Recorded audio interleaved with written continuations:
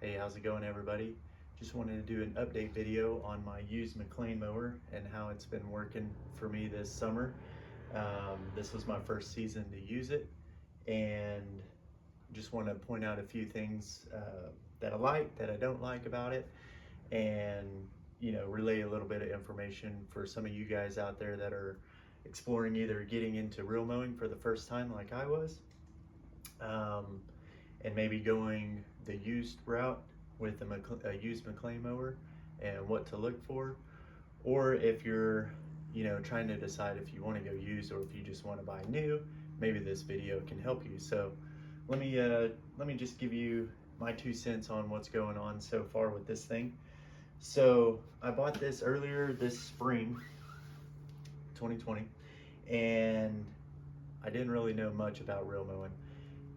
I started watching lawn videos on YouTube, like all of us are doing, and I was like, you know what, I want to give this a shot. This would be a lot of fun, but I didn't want to go out and just, I guess, dive right in and spend a whole bunch of money on a brand new unit. It's kind of mechanically inclined, as in I know how to use tools, I know how to take parts off, I know how to put parts on. Not really big on diagnostics or anything like that, but so it's not like I'm a small engine shop or anything like that. But the reviews I was reading about McLane and why I chose McLane was because everybody says it's so simple to work on, that it's just bolt off, bolt on, replace as you need to, if you're gonna work on these things a little bit. So a little bit about my unit here. This one's from 1981, and it had an old Briggs & Stratton motor on it. And whenever I went to go buy it, I didn't really know what all I should have been looking for at the time. Just that I knew the reel needed to be in good shape, and then also the bed knife as well, preferably. But I really didn't know how to check those. To know, hey, what's good and what's bad, besides one that looks like it's chewed up or just bent. But so I went and got this unit and brought it back, and it ran just fine. It was really funny because the guy, I think, that had it, he hadn't used it all too much recently, and whenever you'd fire it up, and it would kind of surge a little bit, surge forward, and then boom boom boom boom boom boom boom boom boom, which was okay with me because I knew I was putting a new engine on it. And so what was funny was, while I was waiting for this one to come in the mail, I'm mowing about every 2 days in the backyard, and the old engine started working better and better each time I mowed, and I was like, well, it must just be the recency of using the engine over and over. It's cleaning itself out, and started running like a top. But as you can see, the old engine went.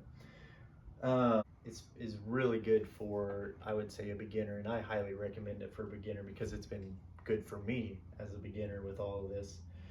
My lawn is not, it's not a the hybrid Bermuda or a really nice, a nicer turf style lawn setup yet, but the way my lawn is right now, this is a perfect mower to get you started, or to get me started on reel mowing and crazy lawn care. With that being said, you may be watching this video wondering, hey, should I go the used route on these mowers, or should I buy a brand new one, and then I don't have to worry about the hassle of having to change stuff up, or maybe accidentally purchasing a lemon or something like that, or something that I'm just not capable of fixing. So first off is the price.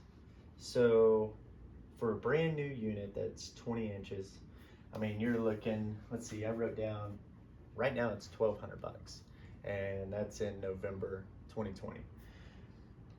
I didn't know this, but in spring and summertime, these things jump up. So they usually run about $1,500, and that's with the 20-inch, the Briggs & Stratton, and a grass catcher, no roller.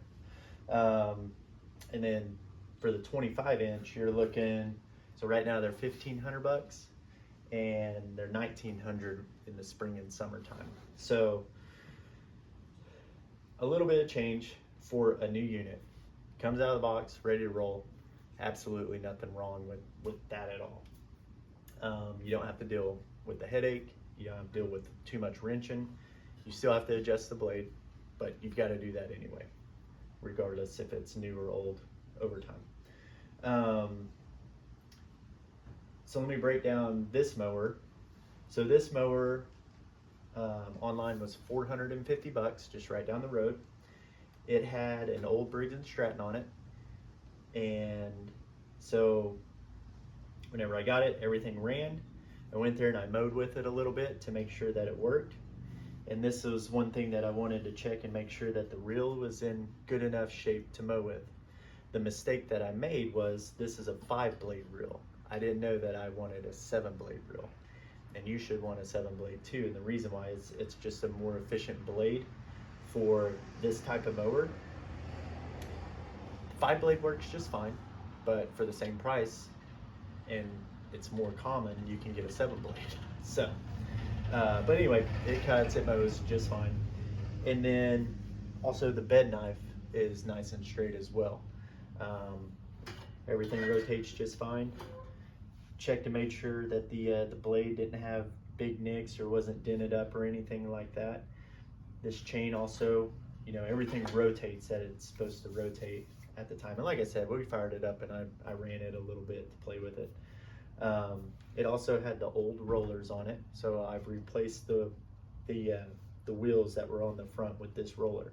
So that was $180 for the grooved roller from Reel Rollers, and this is a 20-inch, by the way. As you can see, swapped the engine. The engine was $220 shipped to my house for a brand new Briggs & Stratton, and which I've got another video on how to swap these engines out. Super easy. Unbolt, rebolt in, hook it back up, and let it rip. New belt, new pulley, because the pulley is different for the bore off the engine. And then let's see here, oil and gas. So that was pretty much it for this. So altogether, so $450 for the unit. I sold the old Briggs & Stratton on Craigslist for $100, so $350. And then we've got $180 for the roller, $220 for the engine, and about $100 for the I ordered a grass catcher for it. So around $850 for this unit used. So you could do this exact same thing with the 7-blade and it would be probably the same cost. And even if you found a newer one that had a very good engine on it that was up and running smooth, then you know you may be in more like the $600, $650 range, in my opinion. The most expensive things to change are going to be your reel and your bed knife.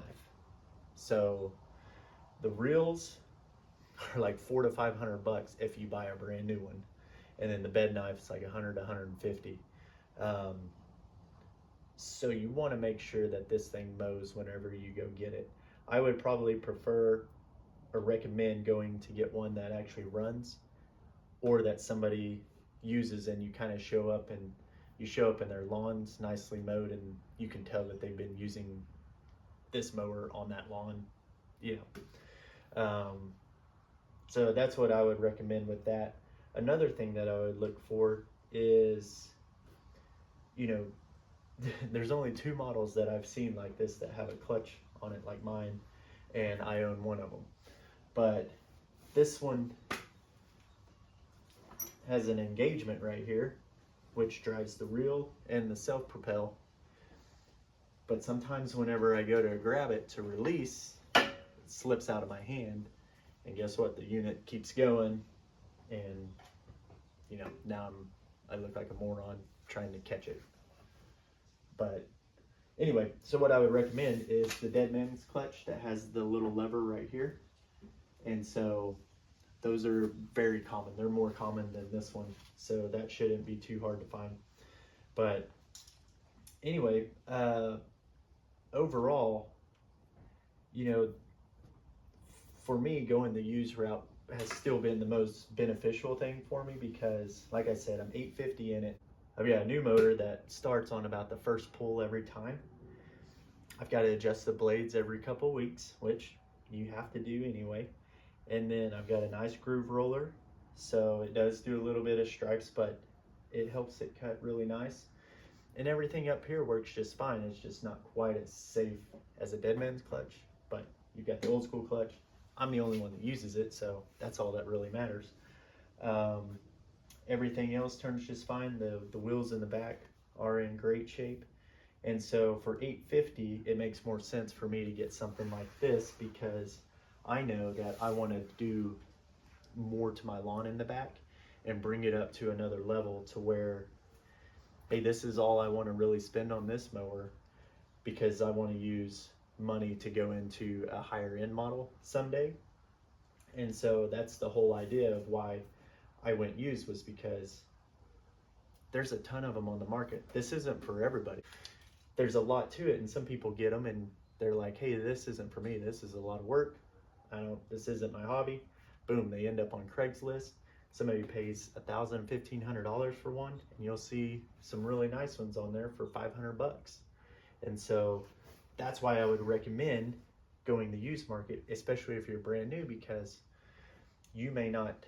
this may not be for you, and you may not want to be that invested in this hobby, because if you try to sell it, you're not going to get that much money back for it compared to the higher end models.